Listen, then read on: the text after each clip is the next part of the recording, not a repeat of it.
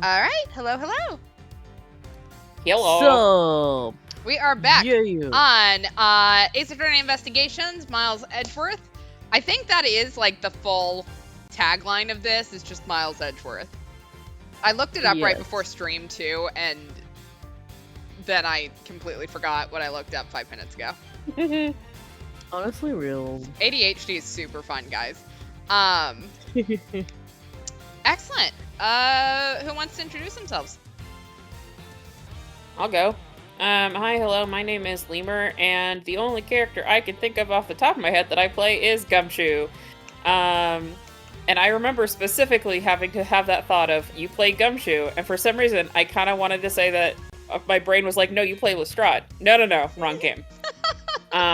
So that's been, like, my last half hour of trying to remember who I play. Yeah. Play Gumshoe. I will say, Gina is either very old at this point or dead. So, Yeah. you know, unfortunately, that is how time works. So, It is. Dinar. excellent. Mana, you're I up. remember this game. Oh snap! Hello everyone. I am Manabingu, your resident voice actor. I play the ever so edgy edgelord Edgeworth. I am the oh fuck! I messed it up. I'm the protagonist. Oh yeah, I nailed it. Actually, wait. I don't make mistakes. I'm Edgeworth. Thank you. That is all. Actually, you know what? That was the best intro ever I've ever done. Yes, thank you. King of prosecutors? No, king of protagonists. It's fine. Yeah, totally. I meant to do that. Haha, to throw everyone off. Whoa. They went off the rails and then so quickly back on the rails. It's smooth. Good job. We are dedicated to character in this stream. Oh hell yeah, 100%. Like only the best quality. And hi, I'm Kels. I am your player one, so you can see me, you can see my screen. I have the controller. I will give a disclaimer. If you watched the last stream, my controller was doing some weird shit. This is the same controller because I couldn't get the other one paired, and so I have to do that after stream. But if all of a sudden the menus keep scrolling like we're in a horror movie, you know what? Maybe we are. Happy Halloween, Exactly. everyone! Yeah. It is spooky or something. I don't know. Spooky There's feeling. also the possibility that I fixed it because, like, I sat there with a bunch of like canned air and stuff and like tried to clean it up. So there is the possibility that I fixed it, but the possibility that I have not fixed it is not zero. Mm-hmm. So we may have like ghost moment on our hands. Stay calm or don't stay calm. I don't know. You're not in my room. I don't care. Yeah. And let's see. I don't have a recurring character yet that has been introduced. I do have a recurring character that I know is coming up. But because we're on a new case, I don't have one yet. We did finish it last time, so let's recap and get into it. Let's see. So, we investigated outside our office where Portsman's basketball and hoop were in front of his door, and the missing file from our shelf with the blood writing was hidden in the sofa cushions. The file is missing decade-old pages pertaining to the cases of the prosecutor who had our office before us, which I had this thought, and I don't think I said it out loud when it happened, but, like, I wonder, and this is just galaxy brain, and I don't know whether this is true, but the prosecutor who had our office before us, I wonder if it's either, maybe it's Manfred von Karma? I don't know. Anyways, Maggie said she left the key out when she used it to open Portsman's door for him. Portsman apparently really wanted Edgeworth's room. Portsman's door is locked tight, even though Maggie admitted she only pretended to lock it since she lost her key. The basketball hoop identifying Portsman's door has been visibly moved, and a note by Buddy Faith about moving evidence was under his door. Portsman brought up our history with Manfred von Karma when we accused him of being the killer. Portsman moved stuff to trick Maggie into thinking our door was his and opening it for him. Portsman rebutted that he was in his office the entire time after Maggie opened his door, but we turned it around on him by revealing that Maggie's prints weren't on his doorknob. And no, that's not a euphemism. That is actually what we did. We surmised that Buddy Faith found out that Portsman was trying to steal evidence from our office and killed him just before we returned. He claimed he just swiped the knob for hygiene and has an alibi in the criminal affairs department. The eureka moment was realizing that the gunman who threatened us is not the killer of Buddy Faith. Look, Portsman couldn't even say his name right. Now I'm calling him something different. He's Billy now. So Portsman's alibi only holds up for that. Portsman fired the first bullet when Faith confronted him in our office earlier, and the second gunshot was from the second intruder who stole the master key. But Portsman pointed out that none of this proves that he was the first intruder. He said Faith discussed a gun and pendant that were evidence from a case the day before. The third piece of evidence was a videotape labeled KG8 incident, and we busted him with the incriminating blood spot on it from the murder. In the aftermath, Gumshoe mentioned a large organization behind a conspiracy, and we found a calling card for the great thief Yatagarasu who whistleblows corruption. Chat thinks I'm wrong on my galaxy brain. You know what? I'm bound to be wrong at some point, so I've had a decent run recently, so my ego's just too inflated. Right. All right, are we ready to get into our new case? Yeah, let's hop on in. I have Galaxy Brain Theory. It might have Edgeworth in it. Oh my god, I love that guy. All right, episode 2. I'm also Turnabout gonna have a Airlines. Galaxy Brain Theory. I think you're right. The murder that occurred in my office. Ugh. Oh, look, there he is. Oh my god, Sorry. bingo! Bingo. Thinking back, everything began on that fateful day 2 days ago. I'm glad they You know, when cleaned you up my reminisce office. about 2 days ago. Mhm. Anyway, sorry. Oh my god, he died. Whoa. Am I dead? Wow. Oh wait, no. No, Wait. Oh, wait, what? We wasted. We're white girl wasted. Holy shit. Yes, everything began high up in the air. 9,000 feet in the air, to be precise. Thank you for flying Go You Airlines. We are currently experiencing some slight turbulence. What the fuck kind of plane is this? We are asking all passengers to please return to their seats and fasten their Elevator? seatbelts. Yeah, that's what it looks like. What the hell? Fuck? This is what the rich people What don't kind want of- you to see. I'm about to say, what First kind of class rich be people looking kinda bullshit is different. this? Oh, is that wine or blood? I can't tell. Or maybe both. Oh. Okay, so someone didn't stay in his oh. seat is what I'm seeing. Yeah, Oh. buckle up, bitch. Yeah, like, come on, man. Did you not listen to the nice lady on the intercom? Why would he Yeah, listen you to should have anyone? gotten on one of those stools and put on your seatbelt on the stool. Exactly. Literally, where are the seats in this airplane? Wow.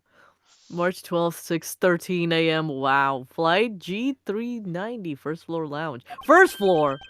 What the hell? So clearly we had a rager. A white girl wasted. White girl wasted. Oh, I'm so white girl wasted. Why do I feel like I just woke up from a horrible nightmare? That's called a hangover, man. And if you do that on wine, it sucks. Oh, 6:13, huh? Guess I was out cold for about 10 minutes. Slight turbulence, indeed. If you were out for 10 minutes, please go see a doctor. Yeah, you good, bro? Ladies and gentlemen, we are currently experiencing some slight turbulence. For your safety, we ask that you return to your seats and fasten your seatbelts.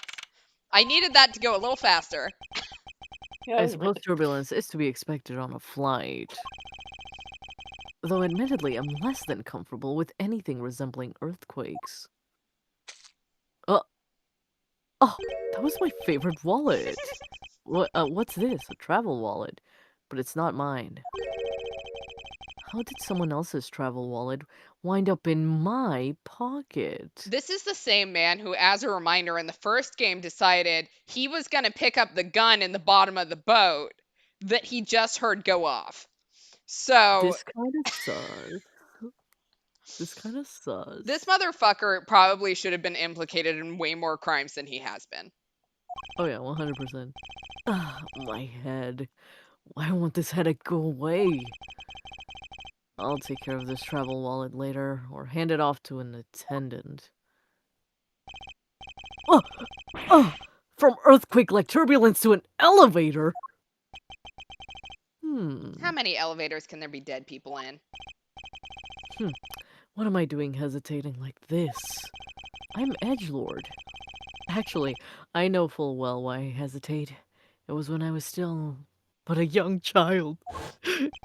When Papa was in the elevator. I was caught up in a murder that happened in an elevator. But how long am I gonna let my past haunt me? It's just an elevator. I'm a grown man now. I need to behave like one. Are you telling me that Yeah. there's no stairs anywhere on this airplane to get up or down? I'm sorry, but there shouldn't be any elevators or stairs on an I airplane. mean That's just my humble opinion. that's fair. I mean, stairs, like, you've got to get into the airplane. So, like, I can see, like, the use case of stairs. Because, like, if you've been on any of those big international flights, a lot of times the crew will be, like, little crew quarters where the crew can sleep on long flights, is located, like, above the cockpit. So they have little stairs going up there. It's like a little bunk bed up there. It's cute. Oh. Man, these rich people and rich people shit. And I will admit, yes, chat, in both incidents, Edgeworth's trauma was recently triggered, so he wouldn't be in the most clear state of mind. But also, why do we have someone's travel wallet? Why are we just putting that back in our pocket? We And either ignoring stole the it from someone or something. Yeah, and we're just ignoring this big ass red blotch on the freaking floor. Oh, Oh, what the? What in the world happened? Edgeworth saw another effeminate looking man and went, I have to be the hot one in this game, and killed him. That's clearly what happened. Yeah, There's his only territory room had been for infringed upon. one of these. Do you want me to take her since I I've can- been taking the PA? Sure. Okay. Is there something wrong, sir? I must ask that you please return to your seat. Yeah! He's dead! Please calm down. We mustn't jump to conclusions without all the facts. What is going on Like with the he's back dead? of her head? Yeah. Oh yeah, what the hell? What the fuck here? What's wrong? Did something happen? He looks like You- Byakuya. You murderer! He does. What? No, you have it all wrong. It wasn't me. I was white girl wasted. Oh boy. March 12th, 6:41 a.m. Flight 6390, second floor, first class. Looking at Edgeworth in the bottom right, has he been handcuffed and still brought to the first class cabin? Yeah. Damn. Now I have to be with peasants. Oh. Everyone, I am sorry to interrupt, but I have an important announcement. I am one of your flight attendants today, Rhoda Teneiro. Unfortunately, we have just had a minor accident on this flight. An accident? Don't treat us like we're stupid. I caught a glimpse of it. It was a murder. What? A murder? What's going on with this flight? Jesus, Everyone. that guy's super wasted. Yeah, we thought Edgeworth was white girl wasted, but like that man should definitely go see a doctor. His That guy's liver must be on fucked up. fire. Everyone, please calm down. There's no reason to panic. This flight will stay on course and make its scheduled landing. We are still currently in the middle of a rough patch of turbulence. So until we are out of this area of turbulence, I ask that you please remain seated. He can afford new livers. But someone was killed, right? I mean, what about the killer? Let me off. In the middle of the sky? Yeah, really. Yeah, exactly, in the middle of the Yeah, sky. sure, I'll give you a fucking parachute. I love that there has been someone killed, and this guy in the bottom left-hand corner is just chowing down on the biggest steak I've ever seen. Yeah, what the hell, buddy? He's like, you know what? I don't care. You know, like I'm here. I've got my meat. I'm not being killed yet. So I'm sorry, but I'm just laughing at the comically large law book next to Edgeworth. It's like as if he doesn't fucking know the law, and then just chess. Like, what is this setup they got for him? Like, what is this? Well, chat pointed out, he's got a chessboard to apparently play with himself. Oh, that's great. Like, this all looks like things that he's brought to make himself look important. Real. Mhm. Please, there is no need to feel threatened. We have already apprehended the culprit. He's in that seat right there. Everyone look at him and give him the stank eye. Point and laugh, everyone. Yes. Point and laugh. I ask that everyone please remain calm. That sounds like something a murderer would say. Yeah, I opened my mouth for 2 seconds. What the heck is he talking about? Why should we remain calm? My name is Miles Edgeworth. I am a prosecutor, and I assure you I am not the killer. That still sounds like something a killer would say. Ha! Being a prosecutor doesn't make you incapable of murder, buddy! Now you listen here. I am not the killer. I simply found the body. That sounds exactly like what killer would say. I hate it here. So you Get me out of the peasant class. However, I am sure that you are the perpetrator of this crime. I swear on my honor as a professional flight attendant. Oh, is that right? I That's know not what we're calling it. Yeah, is that what we're calling it? I know what I saw. And there's even very strong incriminating evidence to back me up. What kind of incriminating evidence is she talking about? We've already alerted the proper authorities at our destination. Until we land, you will remain in our custody by the powers vested in our captain. I am very sorry, but please understand our situation. Your situation? I'm more concerned with mine and the direction it's going in. Would you like me to get you a straw for your cup of tea? Yes, actually, please, I would very much like that. I'm not about to just sit idly by while I get accused of murder. Miss Tornado, is it? Yes. I think you did it. Anyway, I was wondering if you might give me a chance. A chance? Well, we did immediately thought she was pretty, so of course she did it. Yeah, that's fair. A chance? To do what? Anyway. A chance to plead my case? I'm not a fucking lawyer. Like, we're in the sky. I think you can sit there quietly with your hands tied behind your back for a couple of hours, man. What if I need to scratch my nosy? Yeah. Anyway, and a chance to ask what you mean by incriminating evidence just now. I saw you over the dead body. To accuse a passenger of such a grave crime without allowing him to give a proper defense? Can the professional flight attendant inside of you really call this action righteous? Yeah. You have a point. Very well, I'll listen to what you have to say. But be wary of what you reveal. I'm afraid you'll only look even more suspicious if your explanation fails to satisfy. I also do not have the time to deal with you all day, so please make it quick. That guy up in, like, 1B needs yet another glass of alcohol. It's fine. Wow, of course, as you wish. Good. Very well then. Let's get started. I know for a fact that I didn't kill that man in the elevator. You blacked out for 10 minutes, man. You don't actually know shit. Yeah. What I don't know is what sort of evidence she has up her sleeve.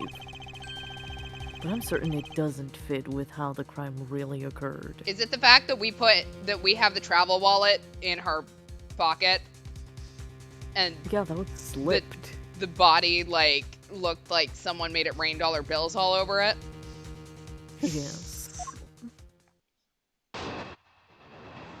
Oh damn, me versus a Why has flight only attendant. one oxygen mask descended? You see, there's only really bad turbulence in that one seat. Fuck that guy. Damn. All right, what Miss Teniro saw? I swear to tell the whole truth as a professional flight attendant. Unfortunately for you, Mr. Edgeworth, I am certain you are the killer. The scene I saw in front of the elevator, it was you standing there with fresh blood dripping off the murder weapon.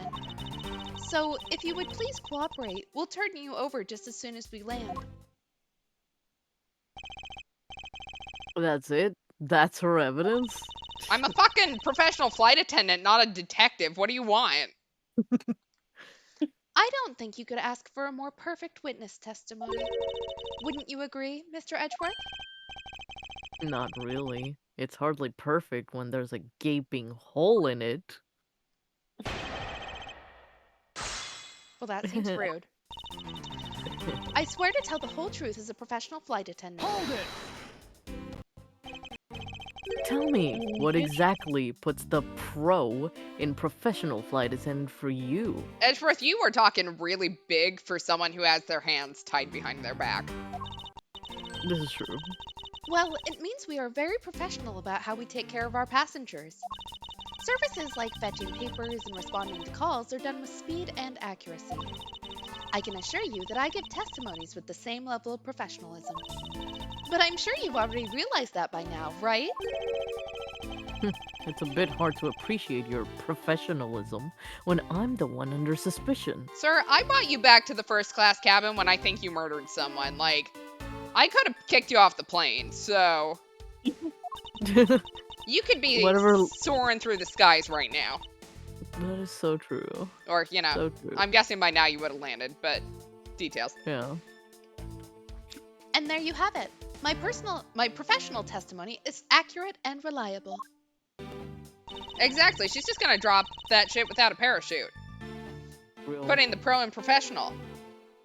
Unfortunately for you, Mr. Edgeworth, I am certain you are the killer. Hold it! You certainly seem sure of yourself.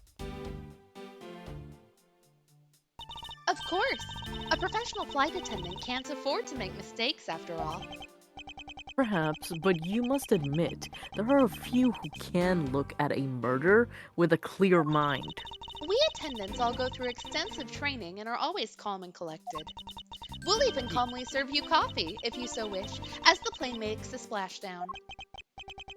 I fail to see how that would be the calm and rational thing to do in an emergency. Even until the bitter end, we are there to serve the passengers.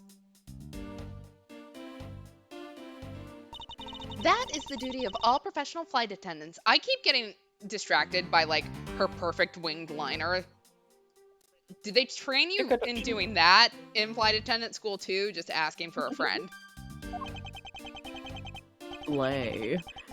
You certainly are confident. Anyway, shall we return to your testimony? The scene I saw in front of the elevator. Hold it! Yeah, what did you see in front of the elevator? That's what I was just about to tell you, Mr. Edgeworth. Framed by the elevator doors and bathed in the light coming from within. It was you, standing there, with fresh blood dripping off of the murder weapon. Hold it! The murder weapon dripping with blood. Really now? I swear that was the grisly scene I saw before me. Thank goodness it wasn't a passenger who saw, or there'd be widespread panic by now. As I recall, you were quite panicked yourself at the time. Excuse me? You were scared enough to misread the situation and accuse me of murder. Nonsense. Professional flight attendants cannot afford to be that flustered. I witnessed the murder scene and am now listening to your defense, all with a smile. Apparently, you also lie with a smile on your face. So, if you would please cooperate, we'll turn you over just as soon as we land. Hold it! I am not the culprit, and yet you would keep up these restraints on me? Yeah, do you find it kinky? What's up? Mr. Edgeworth, please try to understand what kind of situation you're in right now. I don't know what situation this fanfic is, but what exactly is my situation? I have the backing of the captain to keep you bound in this way. We are within our legal right to restrain anyone who might threaten our captain mid flight. In essence, you're in the same situation as someone who has been arrested by the police. No, I am to say, stay restrained until I can clear up all of her doubts. Well, at least I'm close. Her mistakes shine like the silver lining on a dark rain cloud. And I'm going to capture some of that light with evidence. Edgeworth, you just Ooh. sound corny when you say shit like that. Mhm. Alright, so clearly she didn't see us with the murder weapon. What do I have? Oh, I do actually have evidence. Ooh. We're gonna do the travel wallet. Objection! Because I assume that's what she saw us have. Miss Tornado. What is with the yelling all of a sudden? We were For the yelling? habit. Well, it doesn't matter. Miss Tornado, you say you saw the murder weapon dripping with blood. Is that correct? Yes, all that blood. Drip, drip, drip. Ugh, just recalling that scene sends a chill down my spine. Sorry, but your so-called professional flight attendant training has failed you. It was a 2-week intensive course, like, pipe down. Online. What? I'd like to direct your attention to this. Do you know what this is? It's a travel wallet, right? But it looks a little big and bulky. The thing you saw me holding when I discovered the dead body in the elevator was this very travel wallet, Miss Tornado. What? Impossible! Have we looked to see whose travel wallet it is, just, before we walk into this trap? Mm-hmm. Now then, Maybe ask about that. you still think I'm the killer? That I killed him with a travel wallet? But, Told but, himself. no, but I saw blood dripping from the wallet. I know I did. As you can see, this wallet is clearly stained. But if you would be so kind as to take a whiff, I think you'd agree it's only grape juice. Can we not have wine on this flight? Is that guy getting toasted on grape juice and apple juice? Yes. Then... That's right. You mistook grape juice for blood. The murder weapon dripping with blood does not, in fact, exist. No! There, that should clear up that pesky accusation. Hold it! Wait just a sec. That is... I mean, even a wallet could be deadly if it was wrapped around something heavy. I demand that you show me what's inside. Please. She's trembling. Ooh, and the tacked on Mm. please at the end sounds like I got her. Yeah. There's no need to look inside. Even you can tell from its appearance that it's light. No, I can't be sure of anything until I see the contents of that wallet for myself. She's a persistent one. I suppose we have This no dumbass is choice the one in... Sorry. but to see what's inside. This dumbass is the one in cuffs and he thinks he's in charge. Yes. Yeah. When have Miss- you ever seen anything different from Miles Edgeworth? I always have saying. to be on top. Stupid. Miss Tornado, if you would be so kind as to open the wallet and check its contents for me. All right. I usually don't pry into passengers' belongings, but we have no choice here. Time to wakey eggs and There we go. bakey. And the verdict is... Oh, it seems that this passport is all that's in here. As you saw, there is nothing but a passport inside. This renders your wallet was the murder weapon argument moot. Wouldn't you agree? Hold it. Please, hear me out, Mr. Edgeworth. What is it now? Well, I was wondering, whose passport is it exactly? We're asking the smart questions. Can I take a look? Why not? I'm Trap. rather curious myself. Oh, Wow. this is. Wow. Oh shit! From the Republic of Borginia. Just Where as the hell I is thought. Borginia? This travel wallet belonged to Mr. Ackby Hicks, which makes it the victim's property. Da da da da. You stole the victim's wallet? Like, even if you didn't murder him, like, that's just a dick move. Didn't you? How dare you? I have enough money, thank you very much. You said it yourself. You claimed to be holding this wallet in your hands when I found you. Perhaps I did misconstrue the wallet for the murder weapon, but it seems that I wasn't wrong about who the culprit is. As you claim, the murder weapon is not the travel wallet. However, it is something you stole from Mr. Hicks after you were done with the vile deed. I find it hard to believe myself, but your motive was very simple. You were out to steal Mr. Hicks's money, weren't you? So even though I didn't have the murder weapon on me, you still suspect me?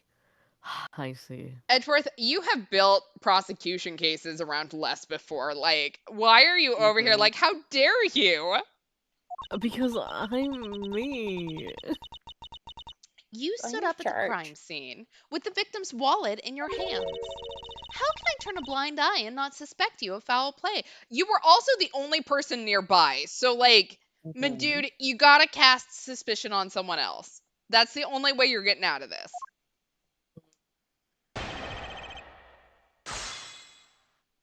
Alright. Really quick, let's take a look at what evidence we've got. We have crime scene notes. Mhm. So clearly we didn't steal the money. I love the little Go You statue. That's definitely the murder weapon. Mm-hmm. And What's that around his neck? it looks like a lanyard. Hmm. Like, it's got a little carabiner on it. Mm-hmm. So obviously it had something before. Or he thought that a carabiner was a fashion statement. Guys, I think it was his Labubu. Someone stole it. There we go. Someone stole his Labubu. Whoever has the Labubu is the killer. It's the killer! And we have a Sky magazine. I mean, have you heard the stories nowadays of people just stealing Labubus from people? It's Look, crazy. people are getting wild with what looks like a tiny demon. I don't get it. So, I feel old when I say that, but I don't get this one. I just straight up said they're the Furbies of 2025. They really you know? do kind of seem so. Yeah. Yeah. It's very much giving Beanie Baby, except for it's on a keychain. Mhm. And it's got a creepy little face. You know what? If you love it, I'm happy for you. Yeah. Exactly. You love But it, don't I'm steal happy it for from you. other people. Yeah. Well, Don't be a dick. I kind of feel like that's just the overwhelming consensus there. Exactly, exactly. As you claim, the murder weapon is not the travel wallet. Hold it! Shouldn't that be proof enough for you that I did not murder the victim? Not at all. Oh, and why not? Because that wallet may not have been what I thought it was.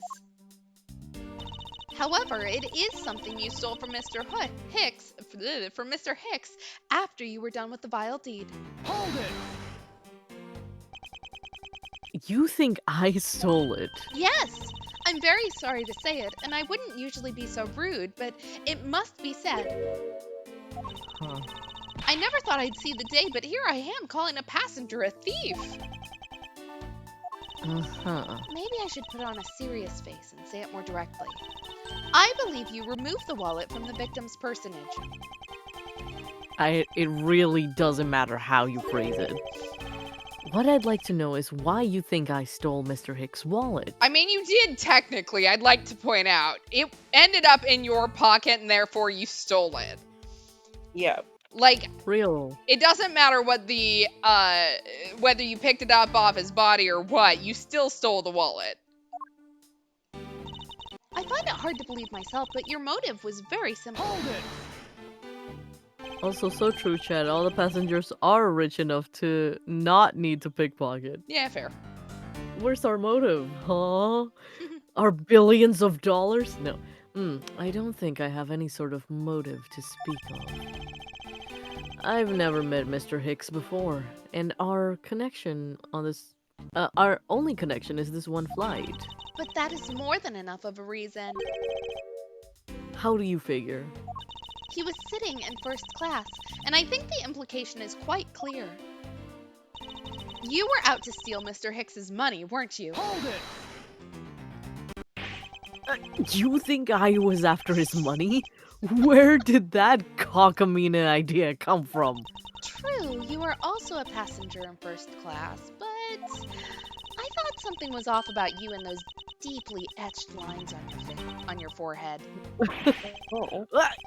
They're not lines, they're perfectly normal and a part of my natural face. That seems weird. I don't think Handsome I've ever face. met someone with such a terrible countenance on a flight before. Mm, And that's when it hit me. You have the face of someone with money trouble. She really is making a fool of herself pursuing this line of logic. You look poor. Yeah. Alright, peasants. I should spare her and present the piece of evidence that contradicts her testimony. Alas, my black credit card. Here you go. Let me show you my credit card. All right. Your motive is simple. Yes, Take a look at she the is crime just scene. judging us for having resting bitch face. I mean, look, would you not want to accuse him of a crime? Like, he's sitting there looking like that. True. I It should wonder be a if I crime might- just to be him, so. True. I wonder if I might get a word in, Miss Tornado. What is it now?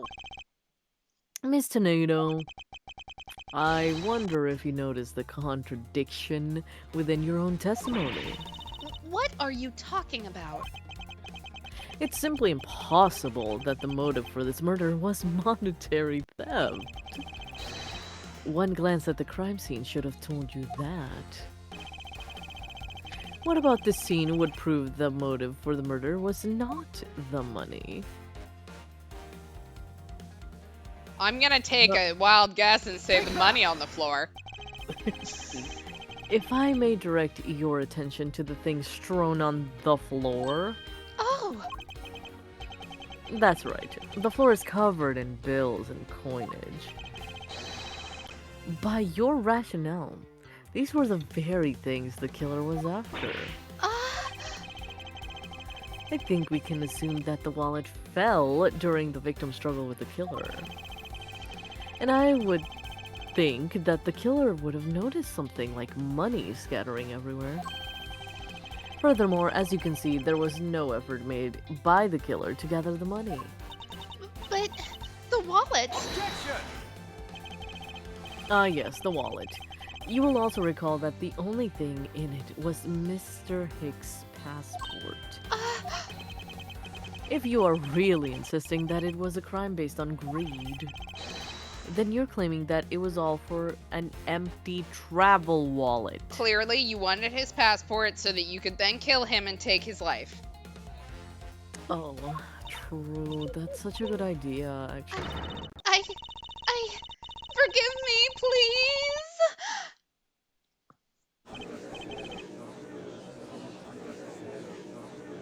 Oh, what the fuck is that? Sorry, who is that dude? Sorry. He's chilling back there. Hey, what the heck? He looks like Yababa.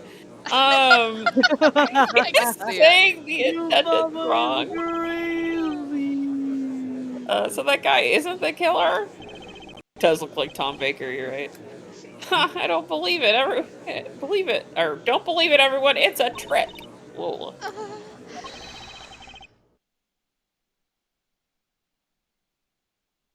No. Okay. Will you please be quiet? Miss Tornado, Yes. you lost your cool when you saw the dead body. Plus, the lounge was dark and looking into the light from the elevator. It's easy to see how you mistook the wallet in my hand for the murder weapon. I take no offense to that you thought that I was the killer. I just take offense that you thought I was poor. Yeah, exactly. Like, there are worse things. Come on. Ugh. Mr. Edgeworth. Me? A poor? How Yeah. dare you? I feel so Rhonda, you offended. done goofed. Thank you for Rhoda, releasing excuse me. me. Oh, Tom a Baker is angry, conspiracy I theory? think. What is this? Is that a Kamehameha? What is it now? Like Simlish. I have no Oh. idea. It looks like a Kamehameha. Like villager speak. There you go. I'll let you voice him. Like the Charlie Brown, ass, like wah, wah, wah, wah. Well, Miss Senato, if you could please translate, I'd be much obliged. It's just a bunch of emojis. And I don't speak emoji movie. Sounds like Borginian, but I don't understand any of it. There's another attendant on this flight who... I said that he's giving the runabout. Damn. I don't require an interpreter. I speak English just well. See? Oh, Jesus. Would you maybe not start with that when you hear everyone else around you is speaking English? You know what? Whatever. You, the attendant. Yes, sir. I want this person to be under arrest until we arrive at the airport. Are you the king of the plane? Oh, okay. Yo, what the hell? Oh, I think he thinks he's the king. Rub my statue. I'm trying to figure out, did he buy a seat for his pot? He did. Right. That's a very important vase. How dare you? Clearly.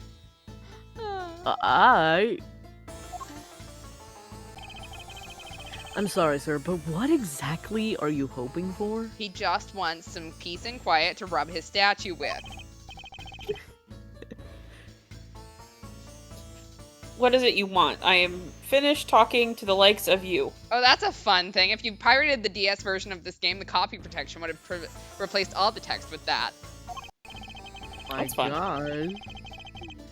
Please, I would like to hear why you would like me to be held under arrest until we land. You? How dare you try to waste my time? You were the one who struck your nose into my affairs. I wanted to spend even at least one more second with my precious art. I have no time for other things. How are we stopping you from doing that? I know what you are. I see through you. Gay. Whoa. Insolvent? Sure. Yeah. Insolvent, yes. I'm pretty sure that's how you say it in English. Okay, good. He doesn't know either.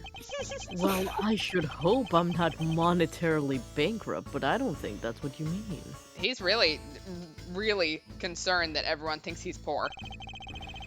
I'm sorry, but I don't think I caught your name. I am Zinc LeBlanc II. I am very wealthy man in Virginia. Is that how we decided that was it? Yeah, I think we decided Virginia.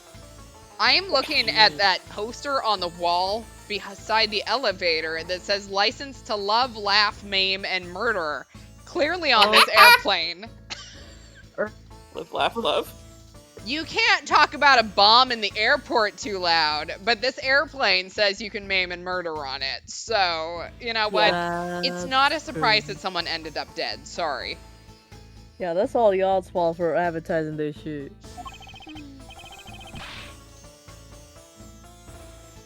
But I am not an ordinary rich man. I am an art dealer, a rich seller of beauty. Mr. LeBlanc, what did you mean just now?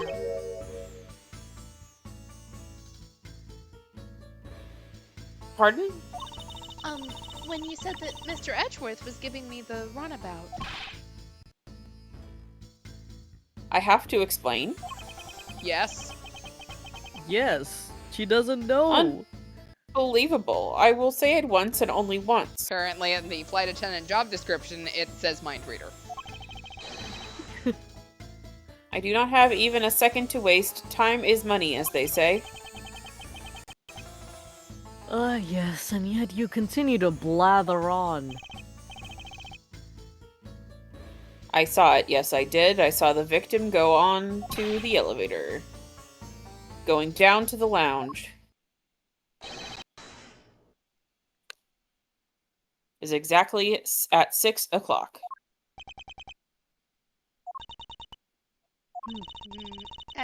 And what's the significance of that time? At 6, he says. Wait. You saw him at 6?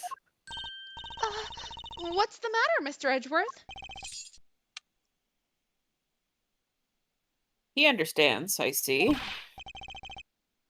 Miss Attendant, what time did you discover the body? Well, it was a little after that patch of turbulence, so I would say around 6:15. Oh! Hicks was his name, wasn't it? Or was it? Then I say that man Hicks was killed in the 15-minute time span. And only person in the lounge at that time was this prosecutor, yes?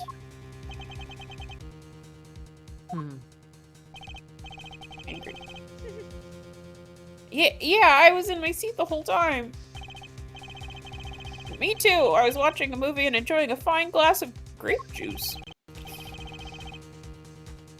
I was still eating. I haven't finished, see? The other passengers have an alibi, so you have no problem with them, I suppose. No complaint, I see. Not a single word against this, right? I have no way of discounting what you put forth at this point, but it wasn't me. Oh, so you say? But you have, what you say, the evidence? Mr. Edgeworth, are you really the culprit after all? How dare you?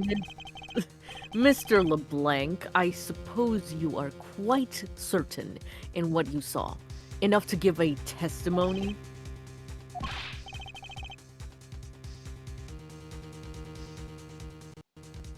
Of course, I was looking at the man the whole time. He was playing with that annoying little, small machine the whole time. Machine? Yes, that's what you people call it in English, yes? Oh, the statue. It was making me crazy with the click, click, click. From that description, it sounds like some sort of small computer. I believe what Mr. LeBlanc is talking about is a cell phone. I have to say that I did see him playing with it quite a bit myself. Oh my god, he got games on his phone? He got games on his phone. A simple cell phone? A laptop or organizer I can see, but that's kind of like low budget. Ooh. What if this man's poor?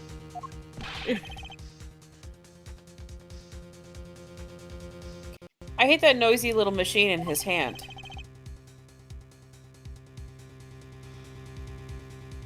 Not a fragrant fragment of beauty. All it produces is ugly sounds. Anyway, I know what I saw. Miss Tornado, Yes?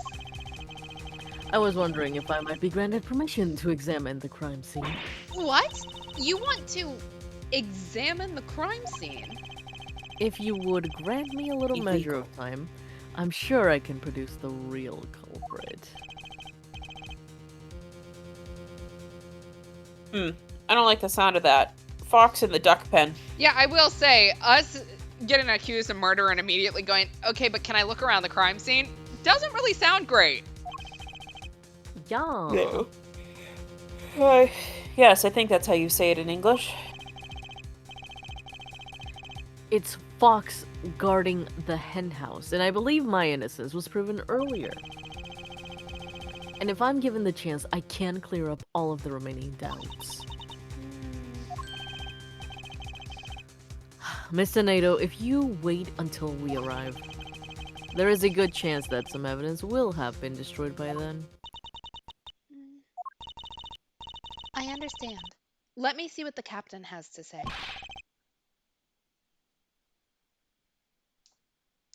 Ha! This should not be approved. Please, Mr. LeBlanc. In an emergency, all decisions are to be made by the captain alone. Now, please wait here while I go ask the captain what to do. I'll be right back.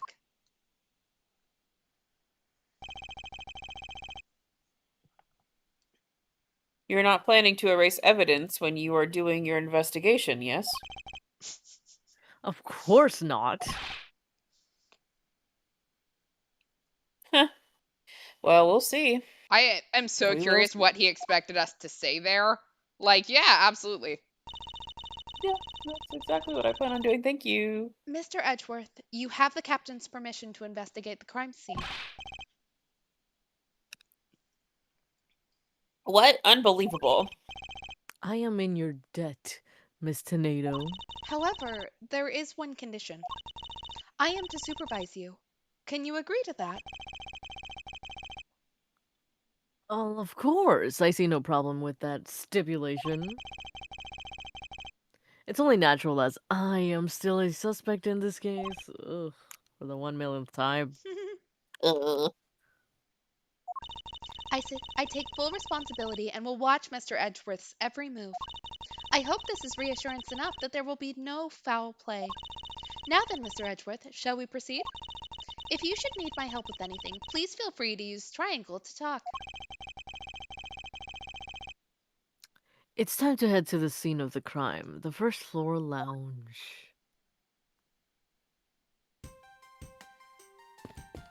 Okay, but also, we need to. Oh, never mind. So there are stairs, like right here. Why did we need to use the elevator? Because we want it to be cool and lazy. March 12th, 7:26 a.m. Flight G390, first floor lounge.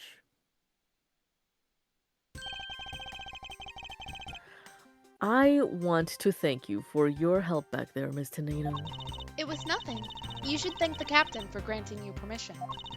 And just so that everything is perfectly clear, I still don't trust you. Your standing with me hasn't changed one iota. I see. I will bear that in mind. I received an order from the captain earlier. He wanted you to know that we reserve the right to stop your investigation if we feel you are not making progress. And when we do, he asks that you please return to your seat at that time. Oh, my time runs out at his hand, and his crew's discretion does it. Yeah. Ooh.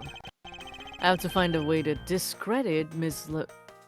LeBlanc's testimony before time's up. I understand. By the way, is there any place you can think of anywhere the killer might hide on board? I don't think so. After every first-class passenger was accounted for at his or her seat, we made a thorough search of the plane. As for business and economy class, no one can move between those two classes in first class without a staff key card. And we found no record of a key card being used at all. Which means that I have a first-class killer on my hands. Well, at least I know that much for sure. And one other thing. No one else has been allowed near the crime scene since the murder was discovered either. All right. First floor lounge. Now then, let's get started. Can the record be wiped? It's a good question. I'm gonna guess that the answer is no, at least to like exclude as many people on this plane as possible, but we'll find out. But where should we start from? Let's start with Mr. LeBlanc's statements. The crime occurred between 6 a.m. and 6:15. During that interval, the only person in the lounge was myself. But I'm not the killer, which would make me the prime suspect. However, since I did not kill Mr. Hicks, it means that the killer was around somewhere. If we are to believe what you say is true, then yes. The first order of business will be to gather information to win your trust. Alright, well, let's take a look at the crime scene first. That seems like a good first place to start. What floors does this elevator service? Only the first and second, although it can also go down to the cargo hold. However, that requires a flight crew keycard. So the only floors accessible to passengers are the first and second. I won't rest until I've inspected every suspicious-looking nook and cranny. Alright, let's take a look at our murder weapon. Huh. This is a sinister-looking figure on the floor here. Oh, that's a piggy bank of our company mascot, Captain Ugo. It's just one of the many pieces of merchandise we sell at our in-flight shop. This bank is a limited edition, and is so popular that we're down to our last one. You have an in-flight shop? Yes, the people who aren't poor shop at it occasionally. Damn. Yes, it's just beyond the lounge to the right. The shutter to the store is closed at the moment, but it was open the whole flight up until Mr. Hicks's body was discovered. There's blood on here. Could this have been the murder weapon? Poor Captain Ugo.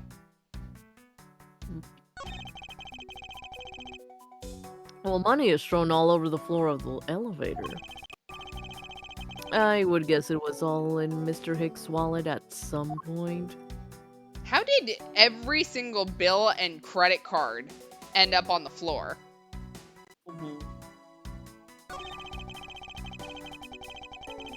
I doubt anyone was expecting to find a dead body in an elevator on this flight.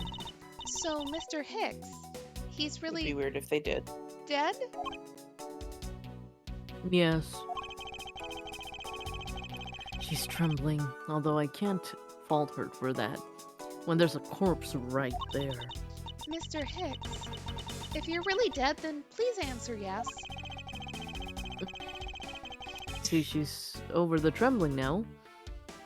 What state of grief is this? Although a new symptom seems to have appeared. Anyway, I should focus on the victim's body. Let's see.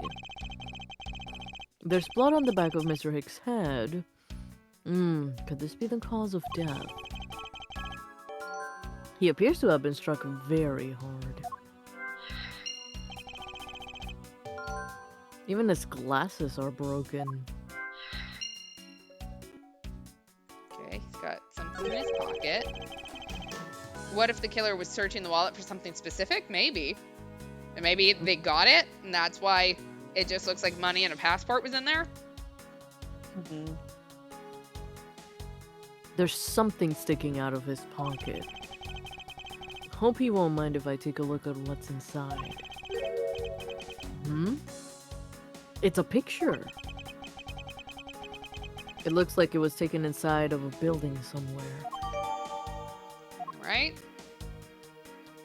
He has a little red phone in that picture that was on the lanyard. I wonder why it's hanging off this lanyard. Something's missing from this picture. Now, if I could just put my finger on it. Let,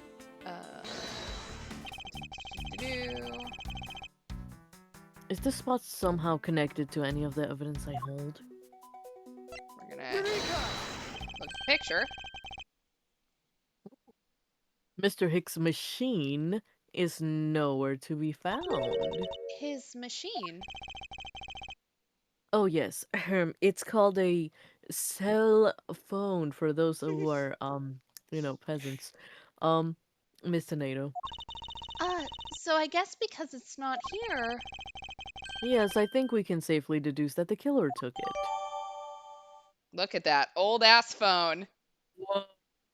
It's got Oh, actual yeah. buttons on it. Nokia. It's a Nokia phone. Old school. Hello, old school. Well, Alright, I think we've seen everything in here. He's got unscuffed shoes. A pity that a bronze statue knows not where a good drink has been spilled at its feet.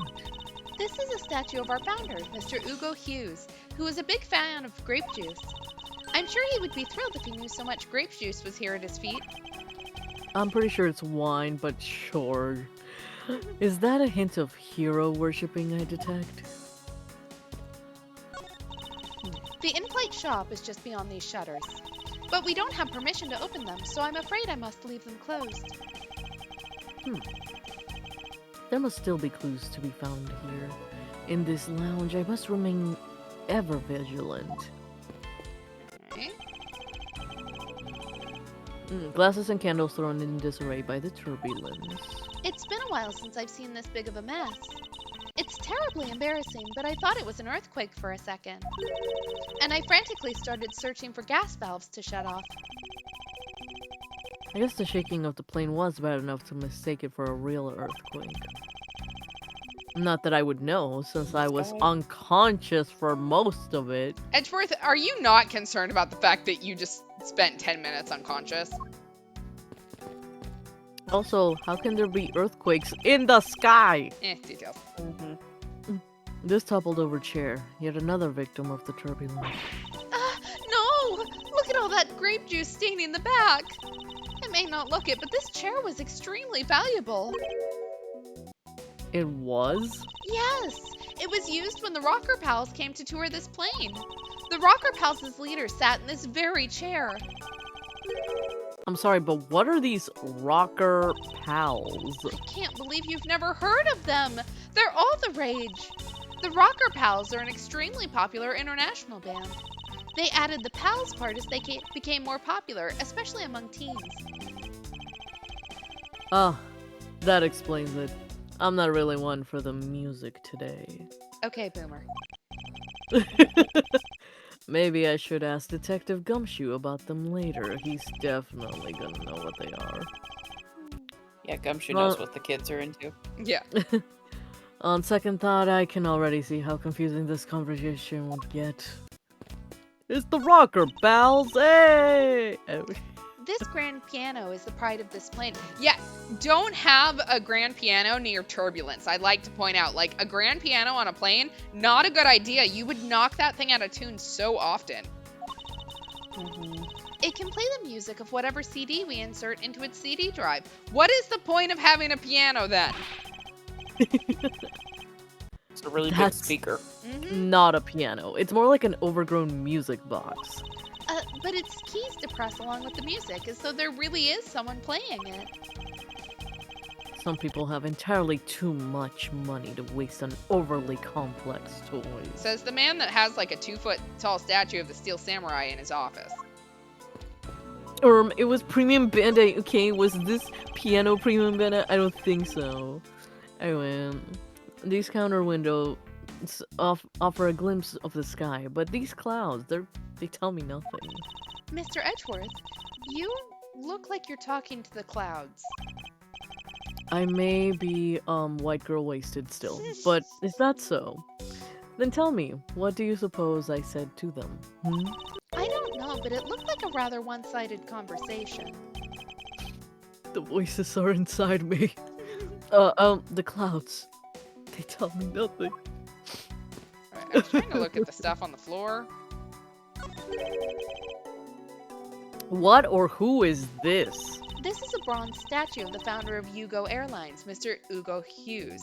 Supposed to be Ugo Hughes? Because of Go You Airlines? The one on the left is when he was in his 40s, and the other is of him in his 80s. Did the man age at all over these 4 decades? Maybe you need to squint more. Maybe you need glasses, man. No, just kidding. There are a few copies of Sky Magazine in the magazine rack. This month's special is an English trivia quiz. That's not a bad idea. I've heard that the youth of today don't know a particle from a participle. Now, please don't go around confusing people with made-up words, Mr. Edgeworth. Who's ever heard of such a silly word is a participle? Case in point. See, he I does know just need my glasses. SAT words. Yeah. These bottles and glasses must have been broken by the turbulence. There is quite a bit of broken glass here. Please be careful when passing through the area. Thank you very much for the warning, Mr. Edgeworth. However, no matter how kind you are towards me, know that it does not clear up any suspicions I have about you. I wasn't warning you for the sake of clearing my name. Oh my god. This door leads to the flight attendant's room, but please understand that it's off limits to unauthorized personnel. The room is giving off the scent of women's perfume. One would think the perfume would smell great, however, to me it simply smells. Ugh. Edgeworth, maybe you are poor. Not that I have any interest in what lies behind these doors. Perhaps we should return to the investigation, Mr. Edgeworth. You've just been staring at the door to our dressing room for a weirdly long amount of time. Mr. Edgeworth? Sorry, I spaced out for a second there. Huh. Back to reality, Edgy. See if we've got anything we can do together.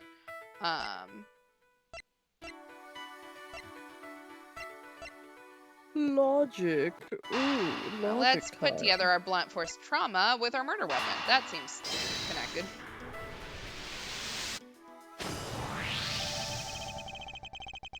A statue with blood on it, lying next to the body of a man who was beaten to death.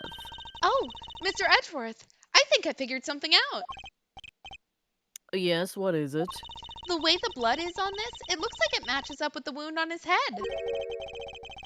Well, aren't we deserving of the Master of the Obvious title? Sir, you had to literally piece it together with the logic puzzle pieces in your head. Like, fuck off. Yeah, I had to listen to the voices. Well, what do you think, Mr. Edgeworth? Don't you think that's worth investigating? It would appear that this figurine is our murder weapon. Oh, I just knew it. I mean, I can't think of any other connection. Love the twitch she's got in her face. Oh yeah, interesting. Interesting twitch you got there. Perhaps Master of the Oblivious would be more befitting. If that man was staring at me, like I could tell he was calling me the master of the oblivious, I would also have a twitch. So, all right.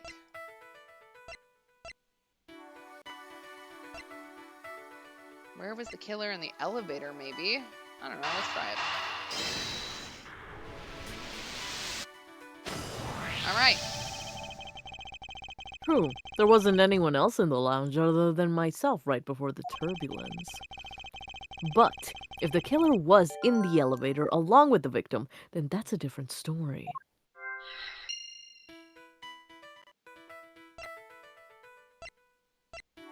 I don't know how I'd prove that the killer was in the elevator with him with broken glasses.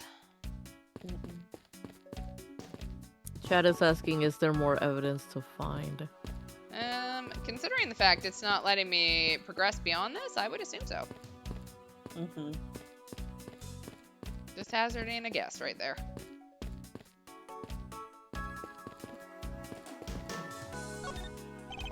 Aha. There's some spilled wine in front of the elevator. I assume it was spilled during the turbulence. Oh, we must clean that up or someone might get hurt. Aha! Huh? What is it, Mr. Edgeworth?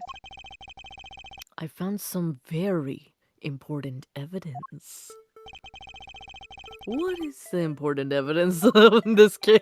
I'm gonna go with the whiny footprints. What is it? There's a little smudged, but I think we can both agree these are a set of footprints. So you think... Yes, these belong to our killer. Oh, then maybe we should check the shoe sizes of everyone in first class. I don't think that will be any of help to us. Unfortunately, the prints are too smudged, which will make it hard to get a definitive match. She just asked about the shoe sizes, not the shoe patterns. Like, Mm-hmm. oh, I see. All right, so now, what do we got? Ma'am, could you quickly just stand on top of those prints and let's see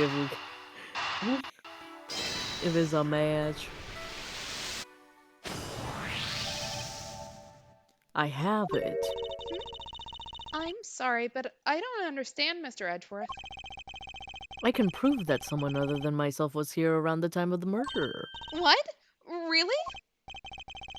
Yes, it's rather simple actually.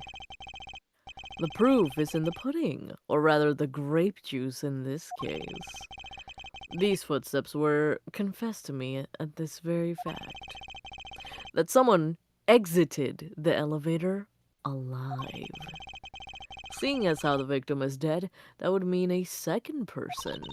But couldn't the footprints be from Mr. Hicks himself? But if you take a look at our victim's shoes, you can see the soles are spotless. Which means. Mr. Hicks wasn't alone in the elevator. In fact, it's quite the opposite. There was actually one other person inside the elevator. She's wearing heels. I don't think it was her. Mm-hmm. Because that would have a different shoe track than Mhm. everything else. So. Oh, even in the Japanese version, they call it grape juice? Oh, got you, got you. I'm guessing it's got something to do with the rating. Yeah. Oh, what's going on here?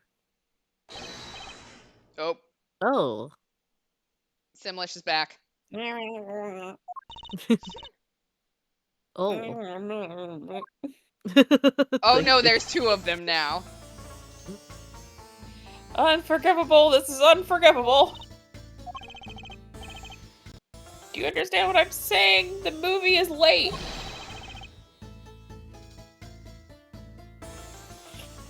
It is the same level of bad as if the plane arrived late. But the movie. What? I will not talk to you anymore. You are just wasting my time. What is the matter, Mr. LeBlanc? If there is no emergency, please return to your seat, sir. Do not tell me what to do. I need not to sit down. Well, Mr. Prosecutor, did you prove you are innocent yet? Look at you, Oompa Loompa looking ass. Anyway, if you would like, I will prove my innocence to you right now. Do we have anything that actually doesn't implicate us? Like, I get that we have evidence that there's footprints and all of that, but there's nothing that says those couldn't be our footprints. I was unconscious. Yeah. Yes. I was home alone asleep. No one can attest to that. Damn. Oh, what nonsense. Are you saying my eyewitness testimony is mistaken? Not mistaken. Merely that there is room for doubt. I'd be most honored. I call you a truther. I'd be the most honored if you would please tell me what you saw in detail once more. Fine, suit yourself. Alright.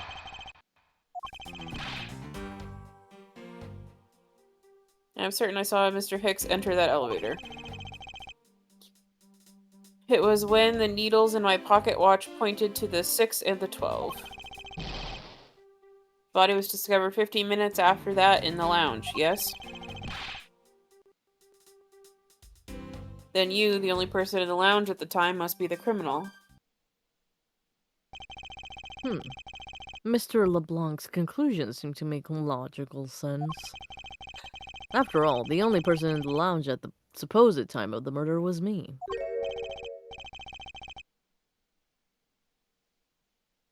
So, my eyewitness testimony. If you think you can destroy it, then come. Let me see. Hurry. Do I look like a man who is having the time to wait for you? Why is he so irritated? I'm the one being accused of murder here. Anyway, I must find a way to discredit Mr. LeBlanc's account somehow and fast. Alright. What I saw. I'm certain I saw Mr. Hicks enter that elevator. Mr. LeBlanc, were you able to get a good look at the inside of the elevator at the time? Of course, I saw what was inside. Are you sure that the victim was in the elevator alone? Yes, the only person inside was that Mr. Hicks man. His last outburst is a bit too important to let go.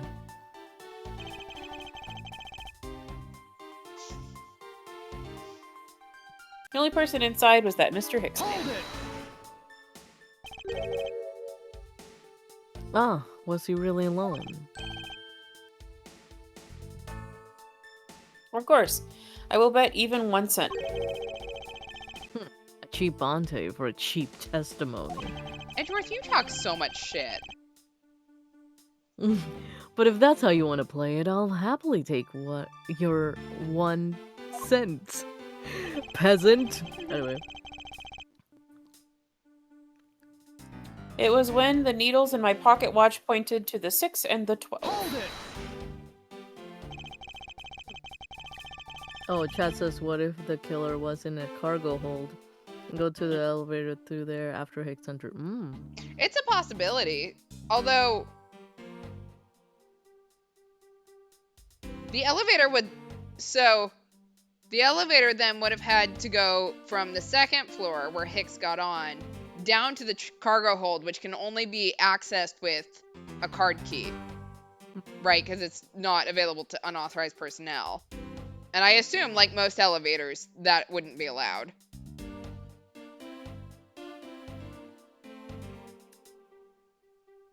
Exactly. Hicks I would have been assumed looking for that- something in the cargo hold. But he couldn't Yeah. get in there, unless he had a card. I think is the problem. Yeah. I assume the pocket watch in this case is the one you keep checking. Is that correct? Oh, you noticed? It is very expensive antique. I will have you know. The feeling is wonderful when I fully wind it up by hand. It does look very well designed and quite classy.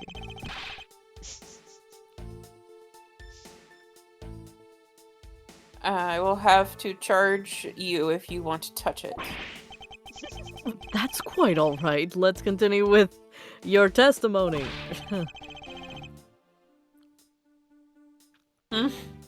What a cheap man you are. Now return the time you wasted back to me.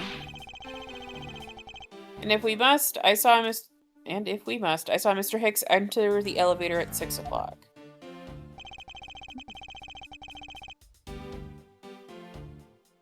My body was discovered 15 minutes after that in the elevator, or in the lounge, yes. It's true that I found the victim's body at 6:15. And that's when I found the two of them as well. You see, it all matches my testimony. You know, something that's not making sense to me here is the fact we were out for 10 minutes, right? So we found the body at 6:15. We were out for 10 minutes, meaning that we were awake at 6:05. Do we remember seeing him? But we were wasted. Yeah, we were just white girl wasted, and that's why we don't remember anything. It's fine.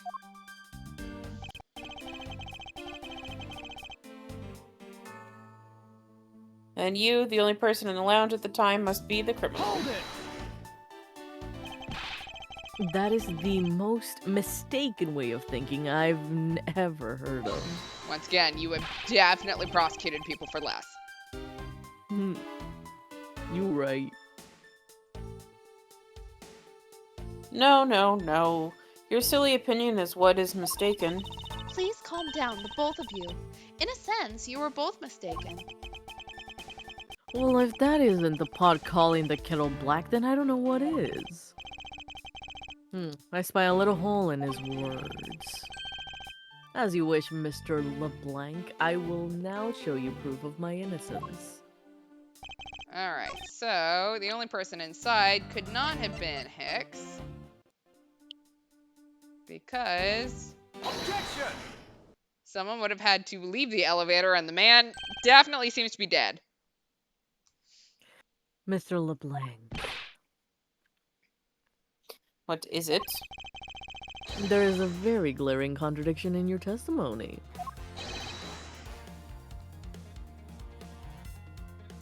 What do you mean? Please take a look at the area in front of the elevator. There, at the spilled grape juice.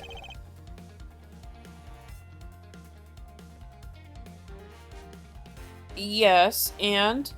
Will you admit you also spilled it with the blood? No, it spilled itself during the turbulence.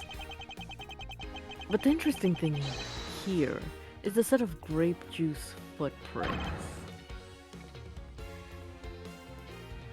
Footprints? Yes, the ones that lead from within the elevator and out into the lounge itself. It's evidence that proves that someone other than Mr. Hicks exited the elevator alive. Oonf is right. There must have been another person in the elevator with Mr. Hicks. Now then, I'm done playing games. Why don't you tell us the truth?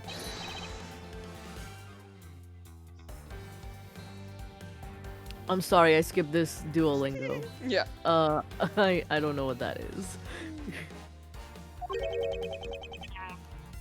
Oh. Can you please translate for us? No way. That's totally impossible, I guess is what he said. Girl, you have Did you notice nipples. Let's see. Tits out.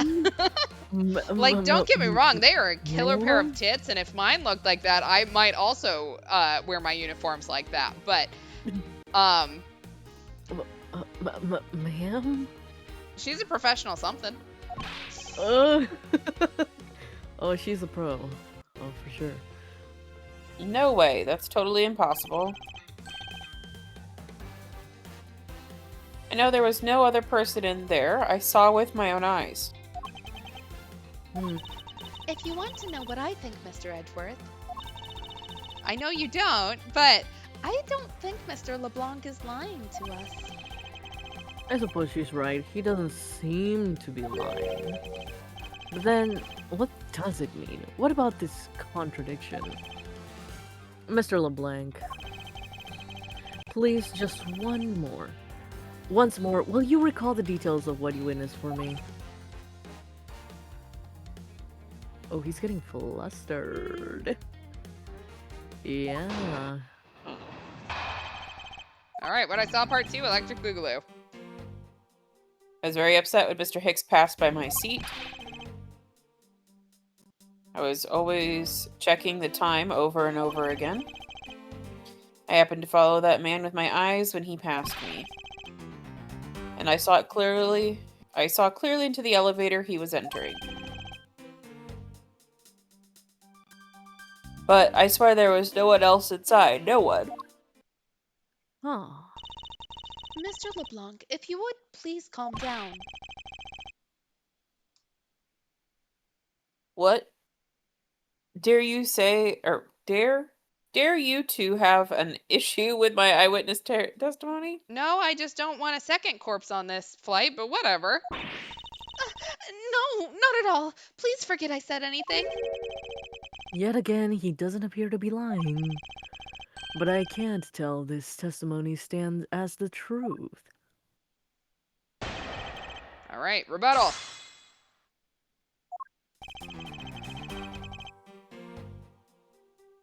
I was very upset when Mr. Hicks passed by my side. Hold it! So, are you still upset now? I mean, there was a dead body, man. Why would he not be upset? Also, didn't you hear the movie's late? I'm always upset. The only That's my time I am secret, not is Captain. when I have a piece of art in my hands. Oh, it's surprisingly easy to believe that about him. But I was even more upset when Mr. Hicks walked by me.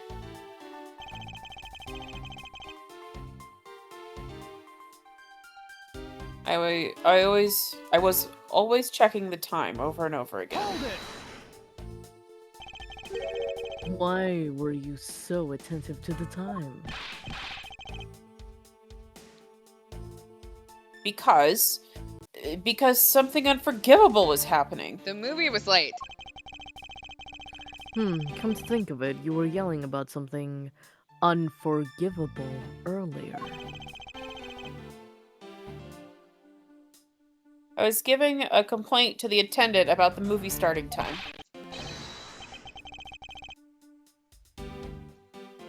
Return back to me my time, in money. You understand the point? Here, would you like a bloody thing?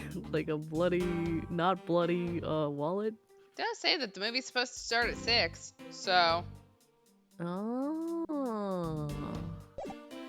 he's right, it's late. It is late. Movie. Is he talking about the in-flight one that's mentioned in the magazine? Okay, well, I guess I'll just let Edgeworth show it to me next time. A summary of the plot in its start time. Interesting. Huh. They were supposed to show License to Love, Laugh, Maim, and Murder. Oh my god. I cannot see that movie in my country. You can only see it on international flights. I look forward greatly to that movie. I check my pocket watch whenever possible so I would not miss it. I even set my pocket watch to the destination time when I came on board. Uh-oh. So my watch is not wrong, it matched the schedule. But the movie was still late. Very, very late. Huh. Yeah, times shown correspond to departure time zone. Your pocket watch. I'd like to ask you a little more about it, if that's alright.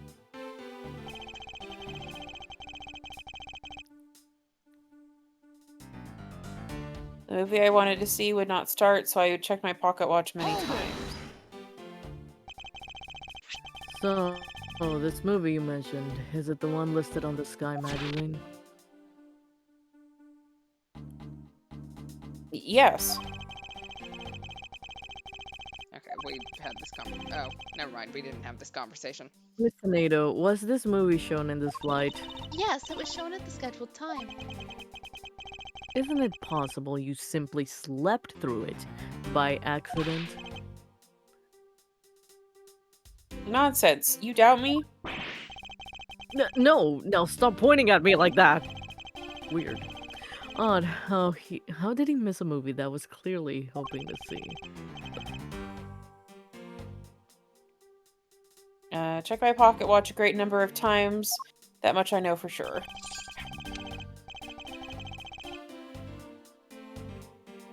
My watch is set to my destination's time. I always set it when I board the plane. Okay, we're just gonna go ahead and point out the problem here. Yeah. We know what it is. We caught it. Mr. LeBlanc, you said this just now in your testimony. I even set my pocket watch to the destination time when I come on board. Now, if your watch has been set to our destination's time zone, it would mean that your watch is displaying the time of our destination. Yes, that would be correct, Edgeworth. That's what setting your clock to the destination time zone means. Yes, and the correct time is worth its 6 cents. like you to take a look at this. If you believe this Sky magazine, clocks on this flight run in accordance with the time of our departure time zone. Of course, the movie schedule was also created with that in mind. Miss Tornado, for confirmation's sake, what time zone is this flight aligned to right now? Well, we made a short stop at a transfer point. Oh, that's right. I was in that small Asian country, the Republic of Zhengfa. But we didn't readjust our onboard clocks at that time. So right now we are still running on Borginian time. What? The time difference between Borginia and our destination is 9 hours. Edgeworth, what were you doing in Borginia? In that case, it's only natural that your watch would be out of sync with the schedule. I'm sorry, but bro, your teeth were something else That right man there, looked buddy. like you just opened the cabin door for a second. That's cray. Further, with your analog watch set to our destination time, it would appear to be running 3 hours fast when compared to the flight's onboard clocks. It also changes everything about your testimony. And you can bet 1,000,000 cents on that. Do you have that many? I just want to know. I know I do, but I just want to check if you do. In case of this information, it means you saw Mr. Hicks 3 hours prior at 3 a.m.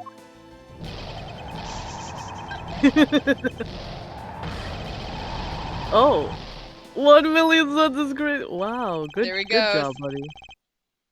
This should clear up all of the remaining accusations. I love being me. So this basically widens the time frame for the time of death, right? Yes, because Mr. LeBlanc saw the victim enter the elevator at 3 a.m.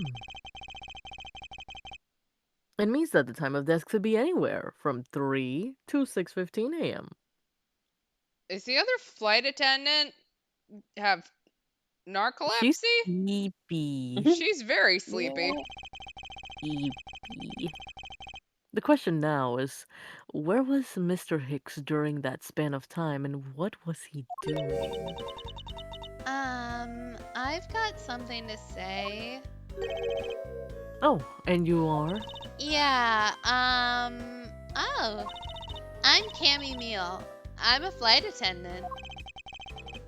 Oh, what is it that you wish to say? Well, I think your story is a little different from how I remember it. What do you mean, Cammy? I saw Mr. Hicks sitting in his seat at 5 a.m., you know? What? How can you be so sure of the time? Because she's working. She's not just hanging out like you guys. She's on the clock. Oh, that's right. He pushed his call button while we were parked at the transfer point. Ah, the stop we made for refueling and cargo transfer in Zhengfa, correct? Yes, it was from 4 to 5 a.m. according to our clocks. And during that time, did any of the passengers leave or did any new ones board the flight? No. Not a single person got off or on in Zhengfa. What about the flight crew? The few who were handling the cargo transfer might have temporarily gotten on or off. But eventually, everyone, including Cammy and myself, came back on the plane. So basically, I can assume that no one left or got on since the initial takeoff. Interesting. I should keep that in mind. Yeah, and I answered his call. I can tell you Mr. Acby Hicks was there in his seat when we took off again at 5 a.m. Alright, and that puts the time of the murder between 5 and 6:15. Okay, now, what time did you come down to the lounge, Mr. Edgeworth? I remember coming down here almost as soon as we left in the Republic of Zhengfa. So as soon as the murder time period. Shit. Ugh. Ugh. Sorry. I was like, oh yeah, that's... You guys are just keep going. Nope, me. You were here the whole time from 5, yes? Then you were the only one who could be the killer. Mr. Edgeworth, were you really here in this lounge the entire time from 5 a.m. onwards? Unfortunately, yes. But then, how do we explain the footprints? Is not that obvious? This man waited for Mr. Hicks here in this lounge, waited to kill him. Then he put the corpse into the elevator. That is when the turbulence happened. My eyewitness testimony may have been mistaken, but what time I saw Mr. Hicks enter the elevator on the second floor does not matter. Because the entire incident concluded here in this lounge. Everything happened in this lounge? Is that what you really believe, Mr. LeBlanc?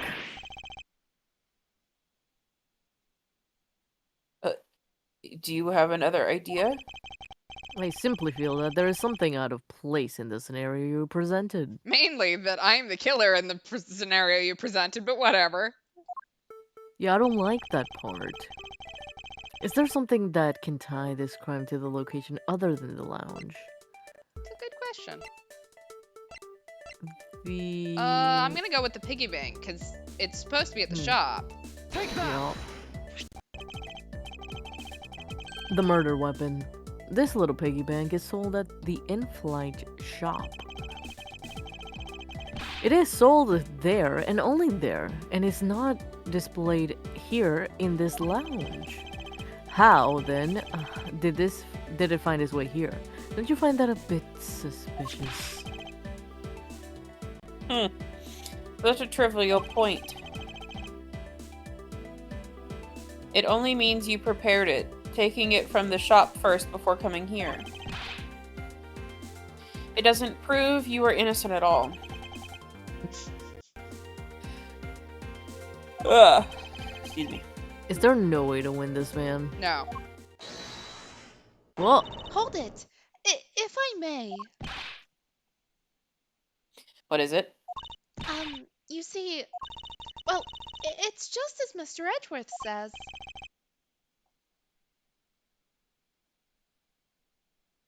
Oh, and why do you know this so well? Well, it's just that piggy bank was there in the shop. I saw it with my own eyes. and when was this? It was maybe around 5:40 a.m.? Isn't that just before we hit the patch of turbulence? That's right.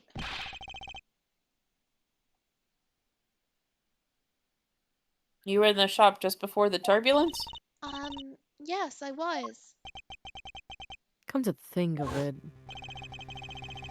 Miss Tornado, when I found the body, I believe you came out of that door. The flight attendant lounge? You're saying that like that's a weird thing. Yeah. Yes, I did. And what is beyond that door? That's the flight attendant's room. And you were on the first floor? Yes. I had to do something at the shop and in the flight attendant's room. So I went to the shop first, and then to the flight attendant's room. Are you saying you passed by me at some point? Yes. You seemed really into the issue of Sky magazine you were reading at the time. I don't suppose you noticed me walking by.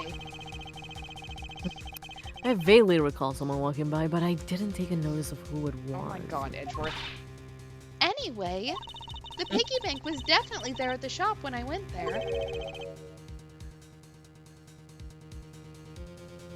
Why did you go to the shop in the first place? I went there for a work-related matter. Work, you say? Yes, I work here. I just work here. Yes, the upkeep of the shop is also one of my responsibilities.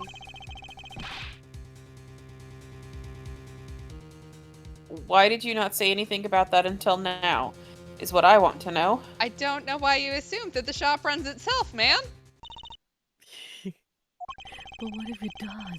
In any case, I believe it's clear that the shop needs to be investigated as well. Shall we head over there then? Oh, what is it now? Aren't you forgetting something, Miss Rhoda? Don't you need the captain's permission to check the shop? No, I haven't forgotten. But I have already asked him for permission to search the entire plane. So I think we're all right. Huh? That's weird. What is... Well, I just talked to the captain, see? And he said that he didn't give you permission to do anything like that at all. Oh. What is the meaning of this, Miss Tornado? It means she's lying. Go on, admit that you are. You said you had permission to search all over, but you don't. And yet, here you are. You, flight attendant, what are you trying to do? Pull sheep over us? The captain's calling for you, Miss Rhoda. Oh, but don't worry. I already got permission to search the shop from the captain. See, unlike you, I do things the right way. Miss Tornado, why would you do such a thing? Please excuse me. Looks like I get to be in charge now. Please go back to your seat, Mr. LeBlanc. Now then, Mr. Edgeworth, if you would follow me, I will be your guide from now on. There's something about Miss Tornado that has piqued my curiosity. But right now, investigating the in-flight shop is my top priority. This man is just gonna sit here and point his finger at us, isn't he? Thank you for Yeah, and I think we're gonna end here. Yeah. Because I don't know that we can do the entire shop. Or we Yeah. can, but we'd go over. Yeah. Great. So next stream is Thursday, 10 o'clock Eastern, 7 o'clock Pacific. As a reminder, that is our last stream before hiatus. So, I don't know. Come check it out. Or don't. It's up to you. Live your best life. Yeah, live your best life. Anyone else have any announcements? Nope. Great. Thanks for hanging out all, and we will be back on Thursday. Have a good night. Yeah.